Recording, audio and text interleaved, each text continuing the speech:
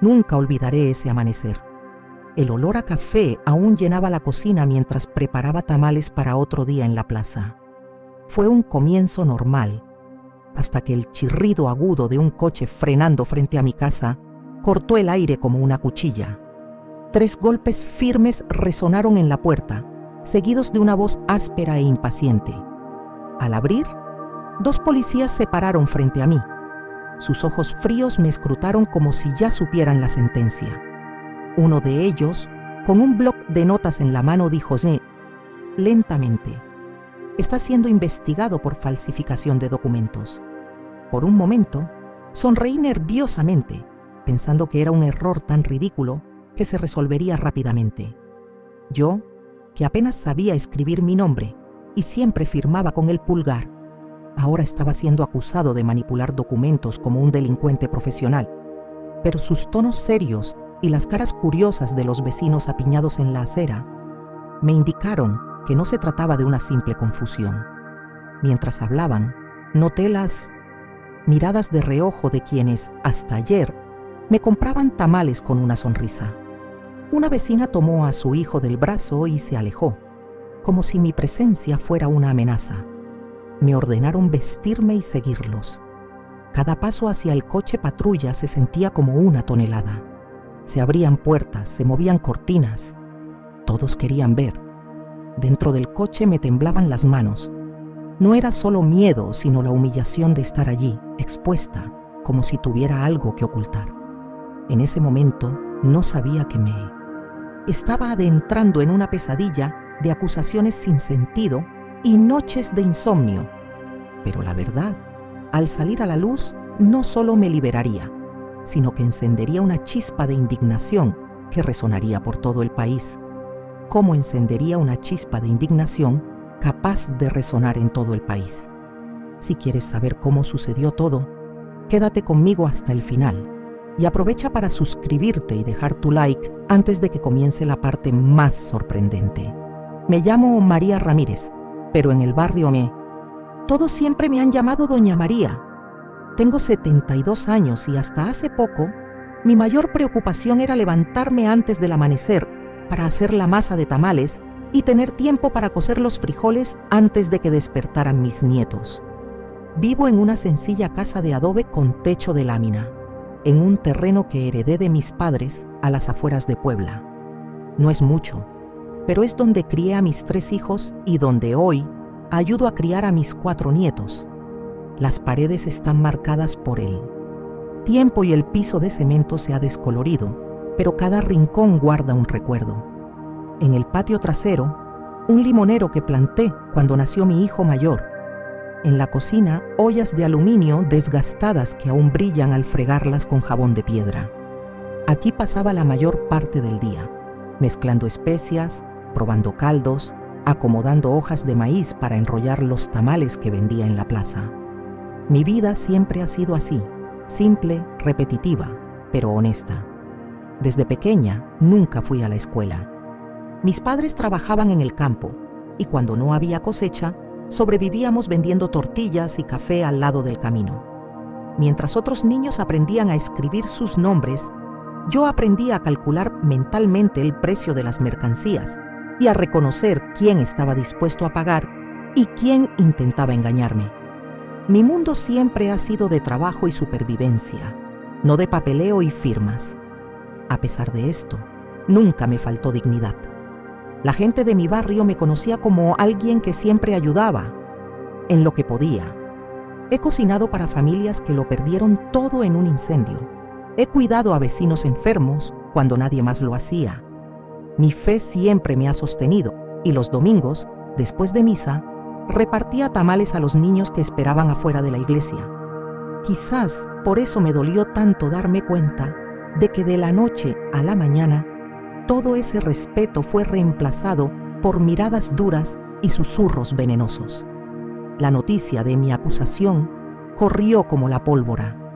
En cuestión de horas, la gente ya decía que nadie es un santo y que por algo debería haber para que la policía llamara a mi puerta. Algunos, que ya me habían invitado a un café, empezaron a cruzar la calle para evitarme. Otros me miraban de arriba abajo, como si buscaran en mi sencilla ropa alguna señal de culpa. Mientras intentaba procesarlo todo, lo que más me atormentaba era la pregunta que no se me iba de la cabeza. ¿Por qué alguien me haría esto? No sabía escribir, no tenía cuenta bancaria, no entendía la ley. Apenas sabía dónde estaba la notaría de la ciudad. Sin embargo, allí estaba, siendo tratada como si fuera una delincuente que había planeado meticulosamente una estafa. Esa noche no pude dormir. Cada vez que cerraba los ojos, oía la voz del policía repitiendo la acusación. Las imágenes del día se confundían en mi mente. Vecinos susurrando, manos temblorosas intentando sujetar sus delantales, los ojos asustados de mis nietos. Y en medio de todo esto, un detalle me inquietó más que cualquier otro: la convicción en los ojos de aquellos hombres que vinieron a arrestarme. Parecía no haber duda, no cabía explicación. Ya habían decidido quién era yo y de qué era capaz. Sabía que, para limpiar mi nombre, tendría que enfrentarme no solo a la justicia de los tribunales, sino también a la cruel justicia de la calle, donde las opiniones se forman rápidamente y rara vez cambian. Y mientras estaba sentado al borde de la cama, en aquella silenciosa madrugada, un pensamiento empezó a tomar forma. Si esta absurda acusación no era un engaño, entonces era una trampa. Y si era una trampa, alguien la había tendido cuidadosamente. Lo que aún no sabía es que esa persona estaba mucho más cerca de lo que imaginaba y que sus intenciones iban mucho más allá de simplemente empañar mi reputación. El día siguiente comenzó con un silencio inquietante. No se oía el canto de los pájaros en el jardín, ni el sonido de los vecinos barriendo la acera. Solo el suave susurro de las hojas de maíz que había dejado secándose en la cocina. Intenté seguir con mi rutina diaria como si nada hubiera pasado, pero la sombra de esas palabras aún me rondaba: falsificación de documentos. Era como un eco que se repetía, cada vez más fuerte dentro de mi cabeza. Y entonces, antes de las 8 de la mañana, el inconfundible sonido de un coche aparcando frente a mi casa me aceleró el corazón. Al abrir la puerta, volví a ver a los 2 policías del día anterior, solo que esta vez acompañados por un hombre con traje claro que llevaba un maletín de cuero negro. No sonrió ni se presentó. Simplemente abrió el maletín y sacó un papel con membrete, con sellos y firmas que me puso delante. Se le acusa formalmente de falsificación y uso indebido de documentos oficiales. Las palabras cayeron como una sentencia antes incluso de que comenzara el juicio.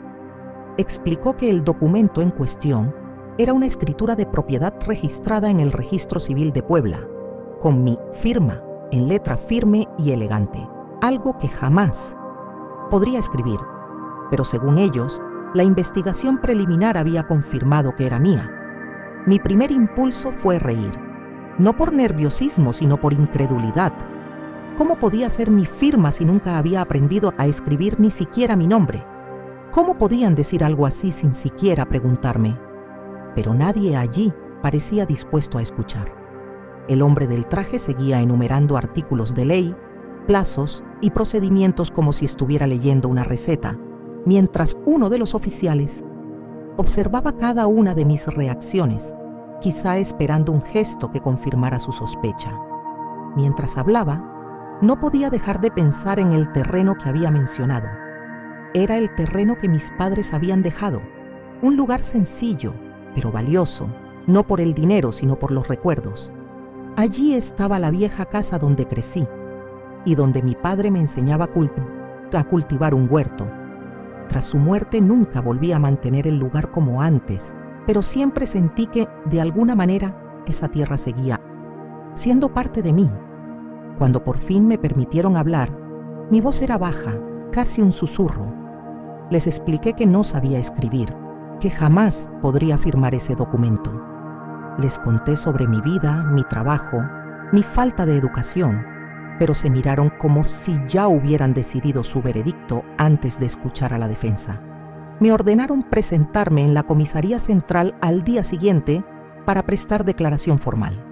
A medida que se alejaban, la calle parecía más estrecha y las ventanas de las casas parecían ojos que vigilaban cada paso. Esa noche, acostado en la cama, me di cuenta de que algo andaba muy mal. Esta acusación no había salido de la nada. Había una mano detrás, una clara intención de arrebatarme no solo mi tierra, sino también mi paz y mi dignidad. Y quien había urdido este complot sabía exactamente cómo golpearme donde más me dolía.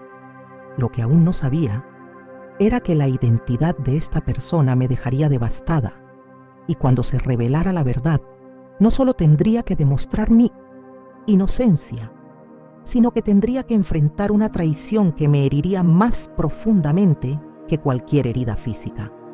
Al día siguiente, como me habían indicado, caminé hasta la comisaría central. No tenía dinero para el transporte y además quería creer que llegar con la cabeza bien alta demostraría que no tenía nada que ocultar. Pero cada paso por la calle principal se sentía como un camino a la horca. La gente dejaba de hablar a mi paso. Otros, más audaces, señalaban discretamente, como si estuvieran ante una figura caída en desgracia. Al llegar a la esquina de la panadería, vi a dos señoras que siempre me compraban tamales susurrándose. Una de ellas, sin darse cuenta de mi presencia, dijo: «Y pensar que nos sonreía todos los días, ¿quién lo hubiera pensado? Falsificando papeles para buscar dinero». Eso me dio como un puñetazo en el estómago. No respondí, no me quejé. Seguí caminando, pero sentía que con cada palabra que intercambiaban me arrancaban un pedazo de dignidad. La comisaría, con sus paredes descascarilladas y su olor a papel viejo, se sentía más fría que cualquier mañana de invierno. En el mostrador, el empleado me miró de arriba abajo, tomándose unos segundos antes de preguntarme qué quería. Cuando le expliqué, llamó a un agente, quien me condujo a una habitación estrecha con una mesa metálica en el centro. Dos hombres se sentaron frente a mí, el investigador principal y un empleado, y empezaron a hacerme preguntas como si fuera un delincuente peligroso. ¿Puede usted confirmar que usted estuvo en el registro civil central el 12 de febrero? Preguntó el investigador mirándome como si buscara grietas en una pared. Ni siquiera sé dónde está el registro civil, respondí intentando mantener la calma. Pero con cada respuesta que yo daba, él escribía algo, movía la cabeza e intercambiaba miradas con su colega, como si estuviera armando un rompecabezas en el que yo ya era la pieza culpable. El interrogatorio duró más de 1 hora. Me preguntaron por mi familia, mis deudas y cualquier desacuerdo que pudiera justificar mi venganza contra alguien. Era como si quisieran encajar mi vida entera en una trama que ellos mismos habían urdido. Cuando finalmente me liberaron, me dijeron que debía quedarme a disposición de la justicia y no abandonar la ciudad. Al salir de la comisaría, el sol brillante me cegó un momento, pero pronto recuperé la vista, solo para ver que, al otro lado de la calle, había un pequeño grupo con celulares en la mano. Algunos grababan, otros tomaban fotos. Escuché claramente a un hombre decir: «Mira, es ella, la vieja que falsifica documentos». La noticia corrió como la pólvora. En cuestión de horas, mi imagen empezó a circular en redes sociales locales, acompañada de frases crueles e incluso montajes burlones. Me llamaban el falsificador de Puebla, como si fuera el título de una telenovela. Personas que nunca me habían visto empezaron a comentar, a hacer bromas y a juzgarme como si conocieran mi vida. En el mercado, donde siempre había sido bien recibido, las miradas ahora eran intensas. Un vendedor de verduras, con quien había estado bromeando durante años, simplemente me atendió sin decir palabra, evitando incluso tocarme las manos. Era como si se hubiera erigido un muro invisible entre el resto del mundo y yo. Mis nietos empezaron a sentir el peso de esta situación. En la escuela, sus compañeros hacían comentarios desagradables.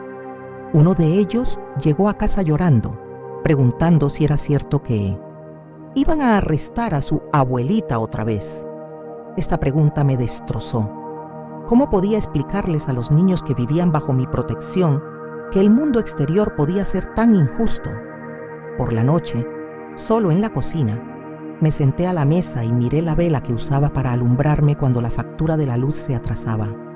El calor de la llama parecía el único consuelo en ese momento. Me preguntaba cuántas personas aún creían en mí. Quizás media docena, quizás ninguna. La humillación pública no era solo una carga psicológica, era un aislamiento forzado, una prisión sin barrotes. Y fue en este silencio, en este pozo de desesperanza, que un recuerdo empezó a atormentarme. Unos meses antes, un pariente lejano había aparecido con una extraña propuesta sobre el terreno que mis padres habían heredado. La rechacé, pero desde entonces noté una distancia en su mirada. En aquel momento la descarté, pero ahora todo parecía tener sentido de una manera amarga y dolorosa. El problema era que, para demostrarlo, necesitaría algo más que recuerdos o sospechas. Necesitaría pruebas, y las pruebas estaban ocultas, protegidas por alguien que no las revelaría tan fácilmente. Y fue en ese momento que mi vida empezó a tomar un giro aún más oscuro, porque a partir de ese momento no se trataba solo de defenderme, sino de descubrir hasta dónde sería capaz alguien de destruir una vida entera. Desde pequeña, mi relación con las letras y el papel ha sido distante, casi inexistente. Nací en una familia de agricultores y nuestra supervivencia dependía más de nuestras manos callosas que de bolígrafos y cuadernos. Mientras otros niños de ciudad aprendían con orgullo a escribir sus nombres, yo aprendí a medir el maíz con la palma de la mano, a reconocer la consistencia correcta de la masa por el olor y a hacer cálculos rápidos en el supermercado usando solo la memoria. Nunca hubo espacio para la escuela en mi vida. Cuando llovía y la tierra no daba frutos, mis padres me llevaban a vender tortillas al borde del camino. Y fue allí, gritándoles el precio a los camioneros que pasaban, donde aprendí a negociar. El mundo de los documentos siempre me pareció un territorio lejano, reservado para gente de traje o dependientes tras mostradores cubiertos de sellos. Sabía que no pertenecía allí, y nunca quise pertenecer allí. Por eso la acusación de falsificación me pareció tan absurda, tan alejada de mi realidad, que me dolió no solo por la injusticia, sino también por la crueldad que conllevaba.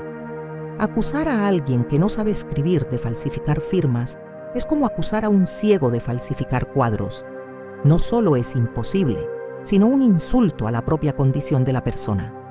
Pero a los ojos de aquellos investigadores, yo era solo un nombre más en un papel, un número de caso, alguien que rellenaba una estadística y cerraba un caso. El interrogatorio formal, que tuvo lugar unos días después, fue aún más doloroso. Me sentaron frente a un fajo de papeles y me pidieron que escribiera mi nombre. Les expliqué que no lo sabía, pero insistieron. Me pusieron el bolígrafo en la mano y solo logré hacer ese círculo incómodo con el pulgar, el mismo que siempre usaba para firmar cualquier documento oficial. Recuerdo que el investigador me observaba como si fuera solo una actuación mía, como si fingiera para zafarme. Intenté explicar una vez más que toda mi vida transcurría en el mercado, en la cocina, cuidando a mis nietos, que jamás tendría motivos para falsificar algo que ya me pertenecía por derecho. Pero las palabras parecían rebotar en una pared invisible. El dependiente lo anotó todo sin levantar la vista, y el investigador suspiró, como si hubiera oído esta historia 1000 veces. Al irme, me di cuenta de que no solo estaba en juego mi inocencia, también estaba la forma en que la sociedad ve a la gente como yo. En el fondo, creía que, por ser pobre, viejo y analfabeto, era naturalmente capaz de cualquier cosa. Esta suposición silenciosa fue quizás la parte más pesada de soportar. En casa intenté mantener mi rutina, pero el peso de la acusación lo agobiaba todo. Mientras preparaba la masa, mis manos se sentían más lentas como si una culpa ajena se hubiera infiltrado en ellas. Mientras cuidaba a mis nietos, mi mente vagaba entre pensamientos sombríos. ¿Y si no podía demostrar mi inocencia? ¿Y si crecían creyendo que su abuela había cometido un delito? Fue en una de esas tardes tranquilas que recibí la visita de un joven abogado. Me dijo que había oído hablar de mi caso por un amigo que me había comprado mis tamales. Hablaba con una calma extraña y sus ojos revelaban algo que no había visto en días: un interés genuino en escuchar mi versión de los hechos. Pidió ver todos los documentos que me habían mostrado y al leer la escritura frunció el ceño. «Doña María, hay algo muy extraño aquí. Esta firma no coincide con la fecha de registro y el sello parece de un modelo que ya no se utilizaba en aquella época. No entendía bien los términos técnicos, pero sentí que, por primera vez, alguien estaba dispuesto a mirar más allá de la superficie. Dijo que tendría que investigar y que podría llevar tiempo, pero que si mis sospechas eran correctas, tal vez estuviéramos ante algo mucho más grave que un simple error.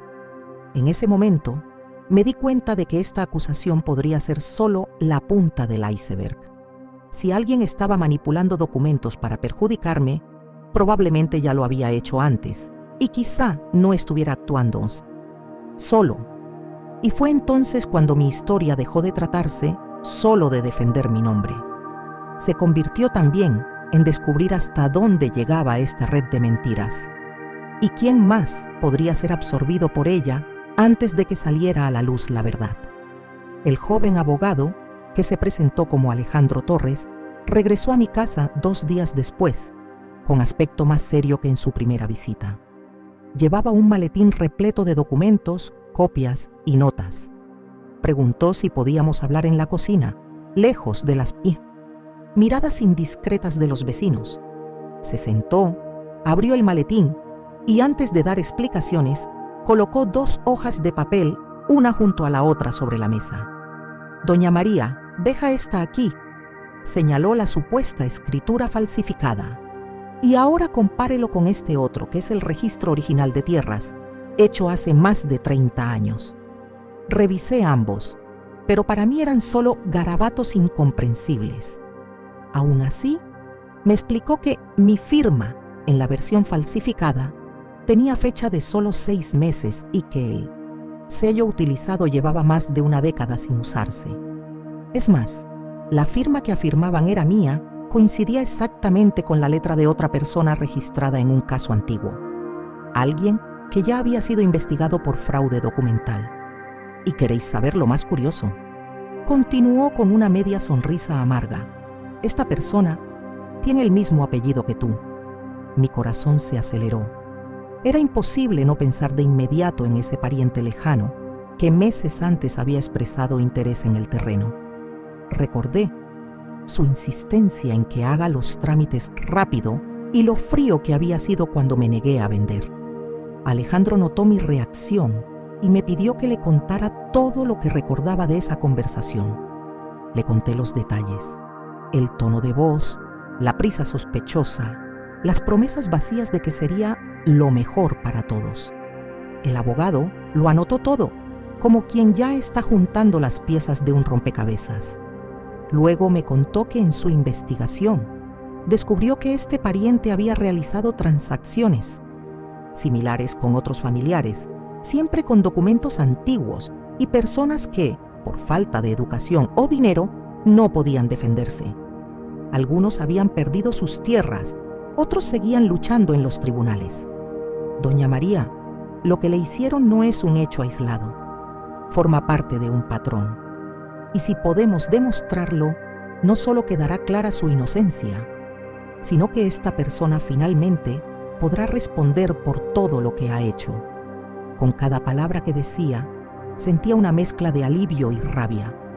Alivio al darme cuenta de que había una manera de limpiar mi nombre, y rabia al saber que alguien de mi propia familia había orquestado todo esto para destruirme. La traición no era solo legal, sino personal. Un golpe a mi historia, a los recuerdos que esta tierra representaba. Alejandro, sin embargo, me advirtió: Probar el fraude no sería fácil.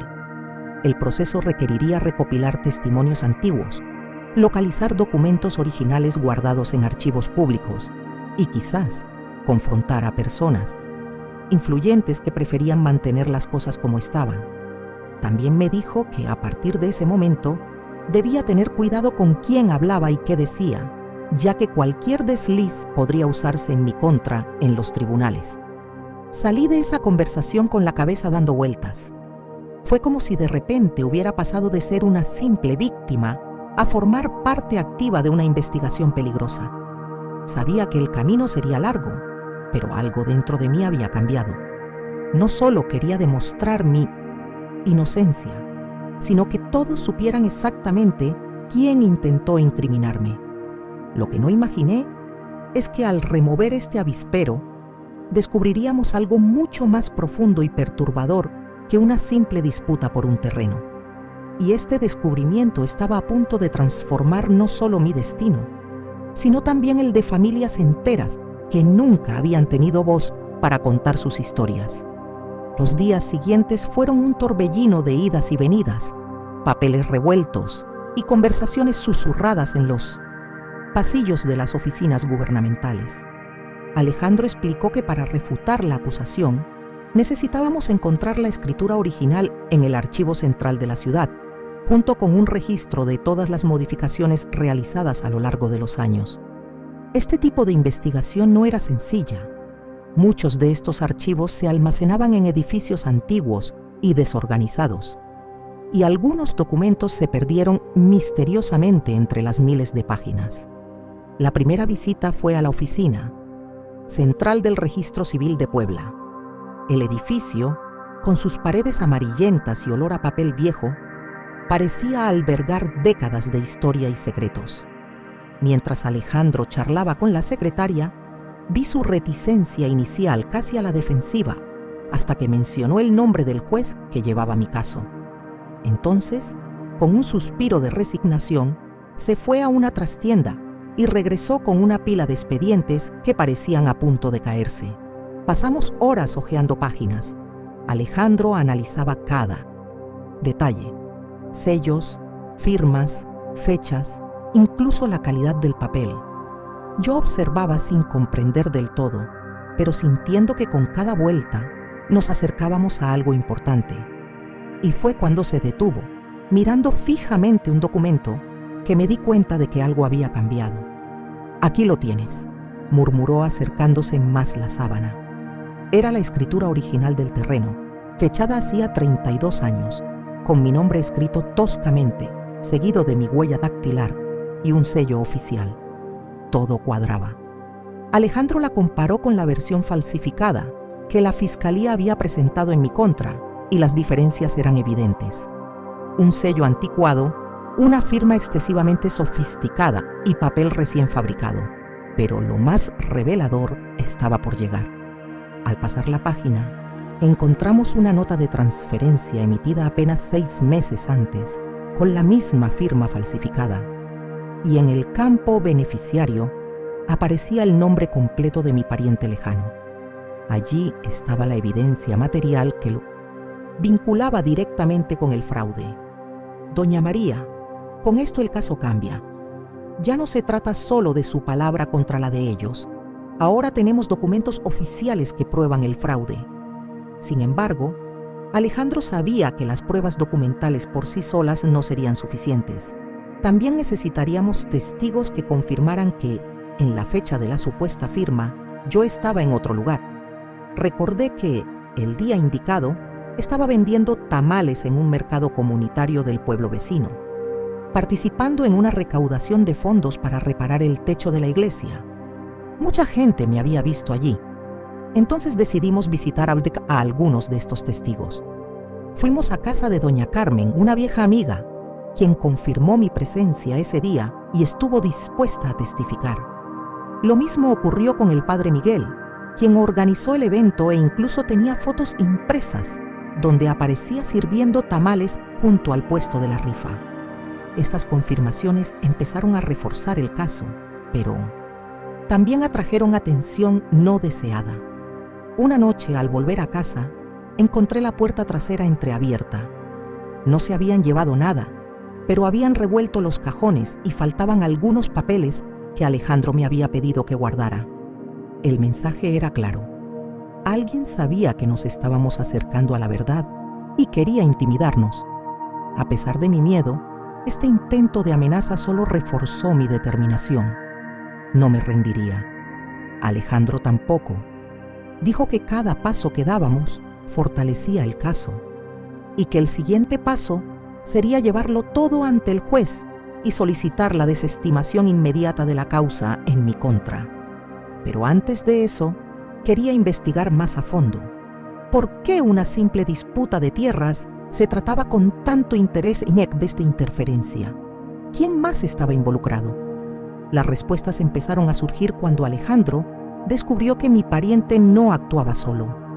Había al menos 2 empleados de la oficina de registro que facilitaban cambios fraudulentos en registros antiguos y un intermediario que convencía a personas vulnerables a firmar documentos sin entender lo que firmaban. Era toda una red de corrupción alimentada por el silencio de quienes temían exponerse. Y, de alguna manera, me había convertido en una espina clavada. El caso ya no se trataba solo de mis tierras. Se trataba de desmantelar un plan que había destruido la vida de muchas familias de la región. Lo que aún no sabía es que al llevar esta denuncia a los tribunales, no solo nos enfrentaríamos a abogados y documentos, sino también a las amenazas, el chantaje y un juicio que paralizaría la ciudad entera. Y en ese tribunal no habría margen de error. El día del juicio amaneció pesado, como si el cielo mismo hubiera decidido vestirse de luto. Unas densas nubes se cernían sobre Puebla, y el viento frío que soplaba por las estrechas calles me atravesaba la piel. Había estado despierta desde antes de las 5 de la mañana, sentada al borde de la cama, con el vestido más sencillo y limpio que pude encontrar. No llevaba joyas ni maquillaje, solo la esperanza de que ese día la verdad finalmente saliera a la luz. Alejandro llegó temprano, con un maletín que parecía aún más voluminoso que la última vez. Su mirada revelaba cansancio, pero también determinación. Hoy, doña María, no solo nos vamos a defender, vamos a exponerlo todo. Cuando llegamos al juzgado me sorprendí. La plaza frente al edificio estaba llena de curiosos, periodistas y cámaras de televisión. Algunos sostenían micrófonos, otros me apuntaban con sus lentes, gritando preguntas que se mezclaban con el bullicio de la multitud. ¿Es cierto que falsificaste documentos? ¿Qué tienes que decir sobre las acusaciones? ¿Vas a devolver la tierra? Mantuve la mirada baja, siguiendo a Alejandro hasta la entrada, mientras los guardias mantenían a la gente alejada. Dentro, el ambiente no era muy diferente. Los bancos estaban ocupados por periodistas, vecinos e incluso desconocidos que parecían haber venido solo a ver el espectáculo. En el centro, el escritorio del juez. Un hombre con una postura rígida y una expresión indescifrable. Cuando me llamaron, caminé hacia el frente. Cada paso resonaba en la sala. Alejandro se paró a mi lado y comenzó la audiencia. La fiscalía presentó sus pruebas, la escritura falsificada, un informe cuestionable y declaraciones vagas de personas que afirmaban haberme visto haciendo trámites en el registro civil. Todo parecía montado para presentarme como alguien que había planeado cada detalle. Pero entonces le tocó el turno a Alejandro. Empezó mostrando la escritura original del terreno, con mi huella dactilar, y explicó minuciosamente cada discrepancia entre ambos documentos. Habló del sello obsoleto, de la firma idéntica a la de un falsificador que ya estaba siendo investigado, y de la transacción registrada a nombre de mi familiar. El momento culminante llegó cuando presentó a los testigos, doña Carmen y el padre Miguel.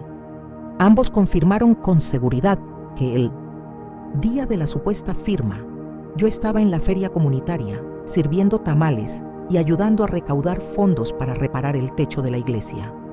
Las fotos que mostró el sacerdote fueron proyectadas para que todos las vieran, y en ellas aparecía yo sonriendo, con las manos ocupadas, lejos del registro civil.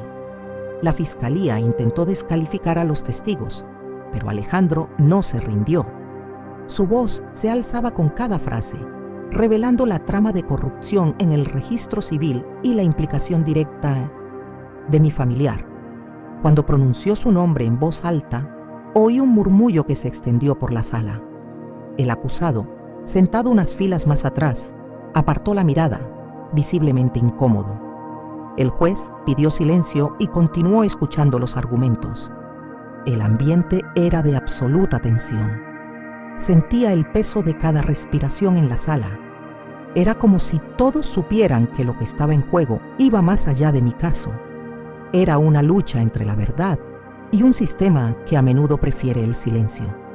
Tras horas de testimonio, el juez se retiró a deliberar. La sala se llenó de susurros, periodistas apresurados a informar y curiosos comentando cada detalle. Permanecí sentado, con las manos juntas, rezando en silencio para que mi vida no fuera destruida allí. Cuando el juez regresó, se hizo un silencio inmediato. Leyó el veredicto con voz firme. Considerando la prueba presentada por la defensa, las irreparables inconsistencias del documento controvertido y los testimonios que confirman la coartada del acusado, este tribunal declara a doña María Ramírez inocente de todos los cargos. Todo mi cuerpo pareció perder el peso que había cargado durante meses. Sentí que se me llenaban los ojos de lágrimas, pero no de tristeza, sino de alivio. El público estalló en murmullos y exclamaciones, algunos aplaudiendo, otros indignados. Afuera, sabía que las cámaras ya estaban transmitiendo mi absolución a nivel nacional. Pero Alejandro me agarró del brazo antes de que pudiera levantarme para irme. Se inclinó y dijo en voz baja: «Esto aún no ha terminado. La verdad que hemos revelado aquí es solo el principio. Hay cosas que hemos descubierto que aún no han salido a la luz, y cuando salgan a la luz, afectarán a personas muy poderosas». No tenía ni idea de qué quería decir con eso, pero su mirada me dejó claro que, aunque el juicio había terminado, la lucha apenas comenzaba. Al salir del juzgado, el ruido exterior era ensordecedor. Micrófonos y cámaras se alzaban sobre nuestras cabezas. Periodistas gritaban mi nombre y curiosos se acercaban como si quisieran tocar a alguien que acababa de sobrevivir a una tormenta. Era extraño. Durante meses, muchas de esas miradas habían sido de desprecio y sospecha. Ahora, de repente, eran de admiración, respeto e incluso orgullo. Las primeras historias comenzaron a aparecer ese mismo día, y mi caso se extendió rápidamente por los medios nacionales. Titulares con palabras fuertes como injusticia, fraude y corrupción aparecieron en periódicos y canales de televisión. La historia de una anciana humilde y analfabeta que casi lo pierde todo por una acusación falsa conmovió a todo el país. Recibí cartas, llamadas y mensajes de personas que no conocía. Algunos me apoyaron, otros eran de personas que habían pasado por algo similar, pero nunca tuvieron el coraje ni la oportunidad de luchar. Era como si mi victoria fuera también la suya, un grito colectivo contra el abuso de poder y la indiferencia del sistema. Pero, a pesar de todas estas muestras de apoyo, sentí una mezcla de sentimientos inexplicables.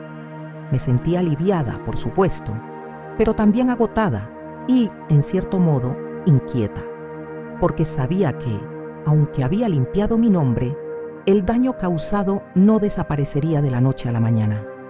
Las cicatrices de la humillación, la desconfianza de los vecinos y el miedo constante a volver a ser agraviada seguían presentes. Alejandro intentó convencerme de que diera entrevistas para reforzar mi caso contra el fraude. Dijo que esto podría ayudar a otras víctimas a denunciar, y tenía razón.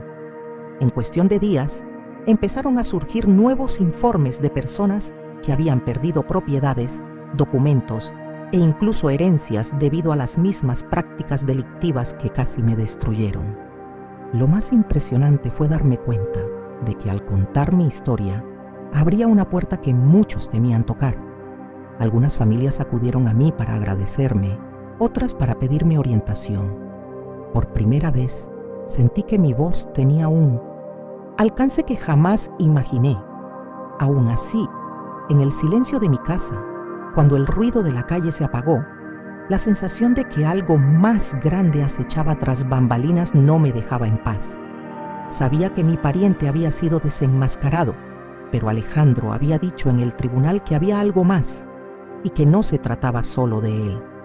Una noche me llamó y me pidió vernos fuera del barrio.